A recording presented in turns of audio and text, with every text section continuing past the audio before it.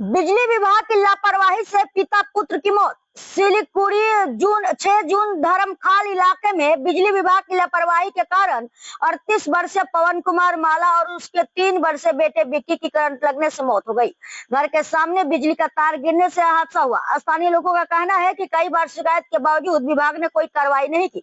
शव को Silchar medical college भेजा गया है। लोगों ने मामले की जाँच और जिम्मेदारों पर सख्त कार्रवाई की मांग की है। কারেন্টের লাইন কাটা ছিল, আর বৃষ্টি পড়ার লাগে কারেন্টটা তারটা ফুল গাছের লগে লেগে গেছে।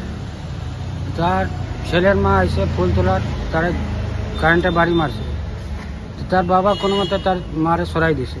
এরপরে তার মেয়ে আইছে, মেয়ের কারেন্ট মারছে, মেয়েরারে কোনো মতে সরাই দিছে।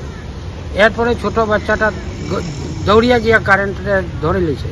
তার বাবারে শর্ট খাওয়া দেখিয়া হ্যাঁ, ছেলেটা ধরছে।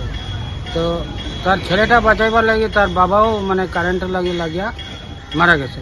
এইটা হইল মানে কারেন্টে যে লাইনটা কাটছিল তারা ভালো মতো মানে লাইনটা কাটা হয়েছে না।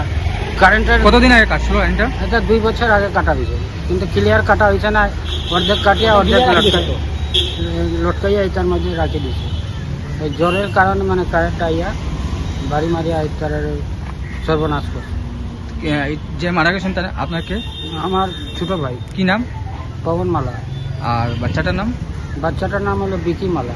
কত বছর বয়স? না অনুমানিক 4 বছর হইব। 4 বছর। আপনার বাড়ি কোন জায়গা? শিলকুড়ি ধরমখাল। এখন আপনারা কি চান দাদা? আমরা চাইতেছি যে কোনো মতো এটা সরকার থেকে ফয়সলা হোক, বা তারা কেমনি চলবো। বুড়া মা আছে, তার চোখে দেখে না, কি তার কে পারবো? তার বউ আছে, বউ কই যাবে? তার যে কারেন্ট যে কাছে পোয়া মতো কাটিয়ে গেছে, আর ওদের ঝুলে রাখিয়ে গেছে, পুরা মতো উঠিয়ে রাখতো না উপরে। বলে তার বাচ্চা জানগেছে, তার বাবা জানগেছে, তার পরিবারে কে তুলব? এটা কারেন্ট এটা তারা বিচার করিয়া গড়িয়া দাও, আমরা উপরে আবার কেস করবো।